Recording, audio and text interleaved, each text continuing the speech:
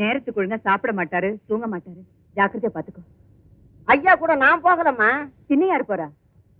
அதோ அவங்க.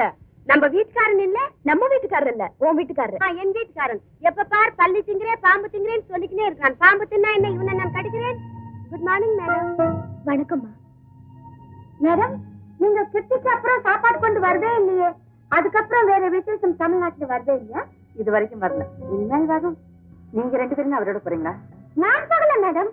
கிருத்தி மட்டும்தான் அவர் கூட போகுது. நான் சும்மா விளையாட வந்தேன். என்ன இப்படி அமுக்குற? நீ விட, நான் சைனீஸ் அமுக்குறேன். அப்போ மாநாட்டு நிதி வசூல் உடனே ஆரம்பிச்சுமா? நிதி வசூலா? அதனால தானே உருப்பிட மாட்டேங்கிறீங்க. எதுக்காக வசூல்? ஒவ்வொரு தொழிலாளி ஒவ்வொரு ரூபா போடுங்க, பிரமாதமா நடத்திடலாம். Good morning everybody. என்ன பேக்கப் பண்ணிட்டே இல்லையா? நாக்காக மாட்டேங்குது சார். இந்த பக்கம் அமுக்குனா அந்த பக்கம் போடுவது, அந்த பக்கம் அமுக்குனா இந்த பக்கம் போடுவது. சைனீஸ் அமுக்கு கூட அமுச்சு பார்த்தாங்க சார். அப்போ புரிஞ்சு பாத்தியா எவ்வளவு சிம்பிளா கனம் இல்லாம இருக்கு. ஆமாங்க, பையில கனம் இல்ல. மிஸ்ஸஸ் லீ, கொஞ்சம் தலைக்குங்க.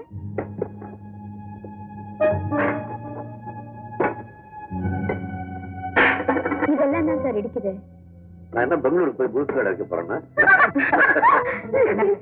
நானும் உங்க கூட வரேங்க. நான் எங்க பிக்னிக்கா போறேன், ஒன்னையும் கூட கூட்டிட்டு போறதுக்கு.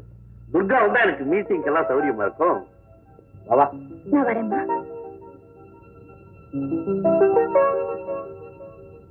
ஆமா ஆமா, மீட்டிங்க்கு சௌகரியமா தான் இருக்கும்.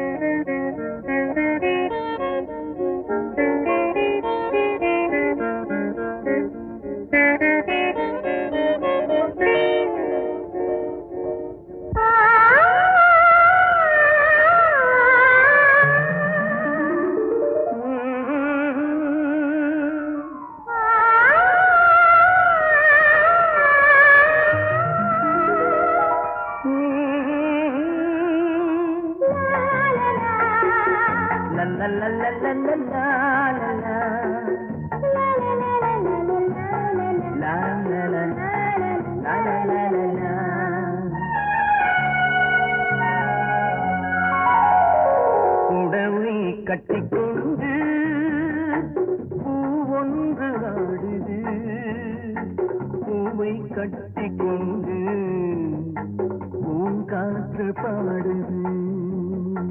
புடவை கட்டிக்கொண்டு பூவொன்று ஆடுது, பூவை கட்டிக்கொண்டு பூங்காற்று பாடுது. இது மன்மதன் கொடுக்கின்ற பானம், இந்த மலருக்கு ஏன் இன்னும் நாணம்? இந்த மலருக்குள் 1000 ஏக்கம், இதை மன்மதன் பானமும் தாக்கும்.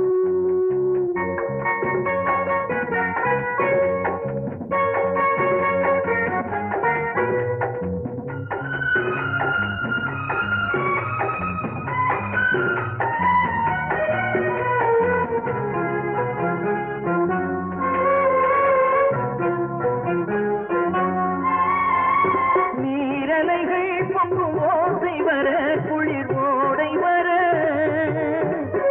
அதில் நீ கெளிட இந்த வாடை வர, அந்தி வேளை வர.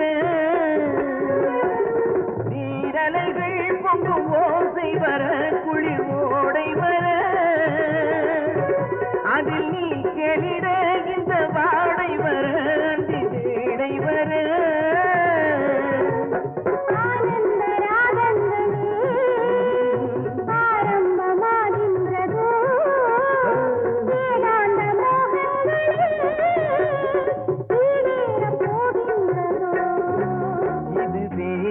நீர் விடும் நேரம், இதில் வேர் கொண்ட தாகங்கள் தீரும்.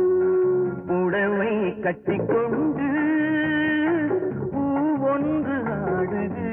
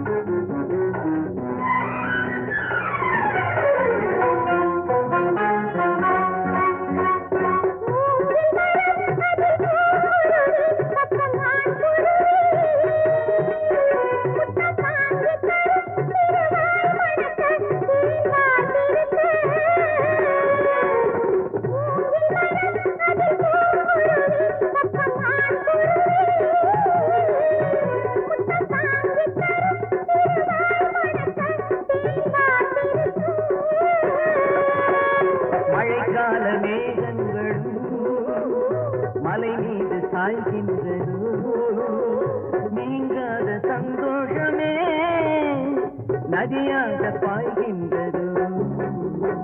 உறவுகள் நெருங்கிடும் காட்சி, அந்த வானமும் பூமியும் சாட்சி.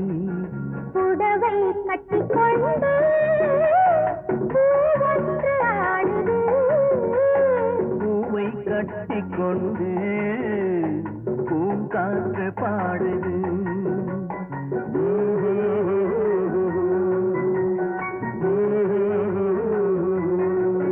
ஹலோ, என்ன சிந்தனை? ஒண்ணு இல்ல சார். பெண்கள் முன்னேறணும்னா ஒண்ணும் இல்லைங்கிற அந்த வார்த்தையை குழி தோண்டி புதைக்கணும். Come on, tell me. மனசுல என்ன வச்சிருக்க?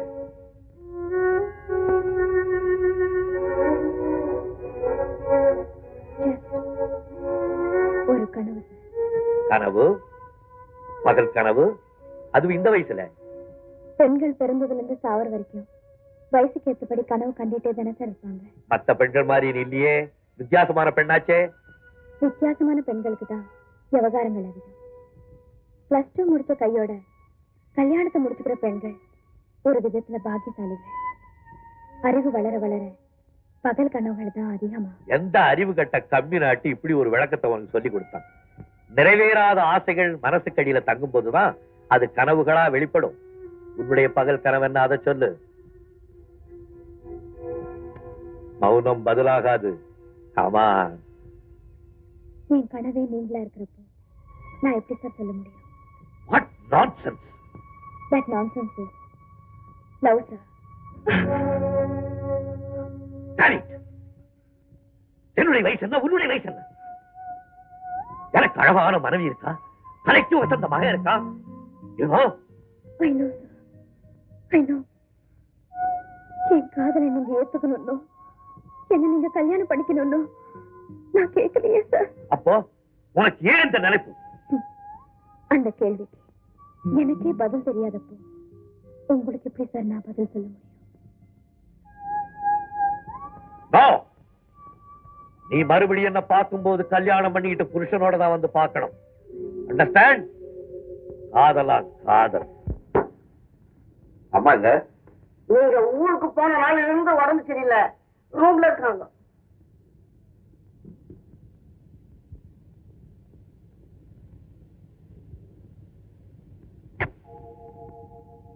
என்ன உடம்புக்கு? ஒண்ணும் இல்ல. ஒண்ணு. இந்த பொம்பளைகளே இப்படித்தான். ஒண்ணுமில்ல ஒண்ணுமில்லன்னு சொல்றது கடைசியில பெரிய குண்டா தூக்கி தலையில போடுறது. உடம்புக்கு என்ன? டாக்டர் கூப்பிடுறதானே. ஆமா, இந்த பொம்பளைகளை பத்தி நீ என்ன நினைக்கிற? பொம்பளை கிட்டே பொம்பளை பத்தி கேட்டா என்ன சொல்ற? ஒரு பெரிய விஷயத்தை மனசுக்குள்ளேயே போட்டு மறைச்சு வைக்கிற பழக்கம் உங்களுக்கு உண்டாயிடுச்சு. அப்படி அவங்க மறைக்கிறாங்கன்னா அது குடும்பத்தோட நன்மைக்காகவும் புருஷனுக்காகவும் தான். நீயும் பொம்பளை தானே, விட்டு கொடுப்பியா? ஏன் அப்படி எல்லாம் கேக்குறீங்க? துர்கா, அவ இதை காதலிக்கிறாளா? நான் பெரிய புத்திசாலியா, முரட்டு ஜீனிக்கு தான் என்ன காதலிக்கிறியா? என்னுடைய உள்ளத்தை தான் காதலிச்சா. நான் சொன்னேன், அடிப்பாவி, எனக்கு அழகான கொண்டாட்டி இருக்கா, தலைக்கு வசந்த புள்ள இருக்கான், என்ன போய் நீ காதலிக்கிறேன்னு சொல்லி போட்டே ஒண்ணு. அடுத்த தடவை இவனை பார்க்கும் போது யாரையாவது கல்யாணம் பண்ணிக்கிட்டுதான் என் முன்னால வந்து நிக்கணும்னு சொல்லி அனுப்பிச்சு. என்ன அது கண்ணீர் விட? நெஞ்சு வலி அதிகமாயிட்டா? நெஞ்சு வலி போயிடுச்சு, அதான் சொன்னேன். நெஞ்சு வலி போயிடுச்சுன்னா கல்வியா? நீ பொம்பளை எதையோ மறைக்கிற, உண்மையை சொல்லு. ஒண்ணுமே இல்லைங்க. ஒண்ணும் இல்லைங்கிற வார்த்தை எதுவும் வாயிலிருந்து வரக்கூடாது. ஐயோ, ஒண்ணுமே இல்லைங்க, ஒண்ணுமே இல்லை. எந்த கடிச்சிருந்தா ஒண்ணும் இல்லை.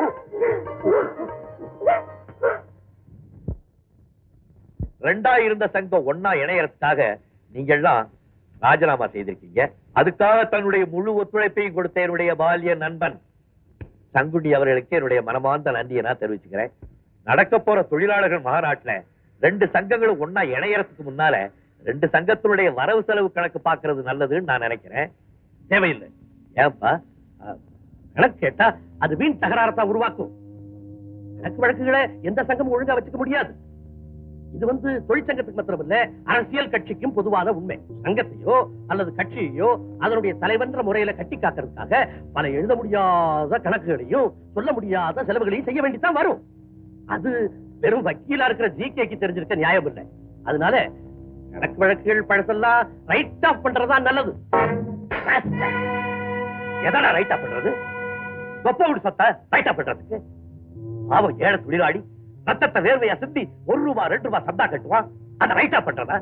எழுத முடியாத கணக்கு, சொல்ல முடியாத செலவு. என்னடா அது? மச்சான் பேர்லையும் மாமியா பேர்லையும் சொத்து வாங்குவீங்க, அதான் எழுத முடியாத கணக்கா? தலைவங்கிறவன் தண்ணியை போட்டுக்கிட்டு கோழி பிரியாணி முட்டை தின்னுட்டு ராத்திரில கண்ட வீட்டுல போய் கதவை தட்டுவீங்க, அதான் சொல்ல முடியாத செலவா? பல்ல உடைச்சு விடுவ ராஸ்கல். அந்த மாதிரி காரியத்தை நீ செய்தியா இல்லையாங்கிறது பிரச்சனை இல்லை. உன்னுடைய இந்த பேச்சு அத போல செய்கிற அயோக்கிய பயர்களுக்கு வக்காலத்து வாங்குற மாதிரி இருக்கு. இந்த பாருங்க கமிட்டி மெம்பர்ஸ், நாளை காலை வரைக்கும் உங்களுக்கு டைம் கொடுக்குறேன். எல்லா வரவு செலவு கணக்கும் என் டேபிள்ல இருக்கணும். அண்டர்ஸ்டாண்ட்? போங்க.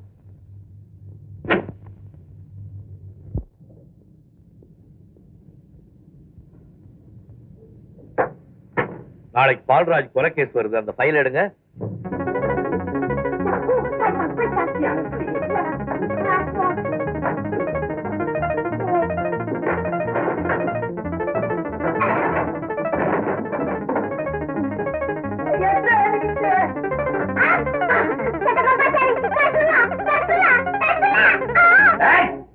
எல்லாரும் வாங்க. என்ன கலாட்டா பண்றீங்க? எங்க அந்த ஃபைல்? இங்க இருக்குது தெரியல சார். எல்லாம் அந்த துர்கா பொண்ணுக்கு தான் தெரியும். இந்த ஆபீஸ்ல எல்லா வேலையும் துர்கா தான் செய்யறாளா? Yes sir. உங்களுக்கு ஒண்ணுமே தெரியாதா? No sir. அப்படின்னா நீங்க ஒண்ணு செஞ்சிருக்கலாம். இந்த ஆபீஸ்ல எல்லா வேலையும் துர்கா தான் பண்றா, நாங்க தண்டமா சம்பளம் வாங்கிட்டு இருக்கோம், இந்த உத்தியோகத்தை நாங்க ராஜினாமா பண்றோம்னு எழுதி கொடுத்துட்டு போயிருக்கோம். எங்க போறீங்க?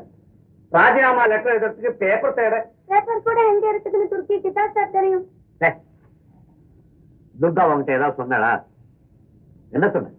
இன்னைக்கு ஐயா என் பேரை சொல்றாரோ அன்னைக்கு ஆபீஸ்ல வந்து தடாயின்னு நிப்பேன்னு சொல்லிச்சு சார். அதோ வந்துட்டா. ஹாய் துர்கி.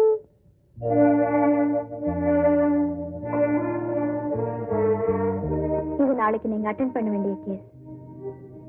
இது பால்ராஜ் மர்டர் கேஸ் ஃபைல்.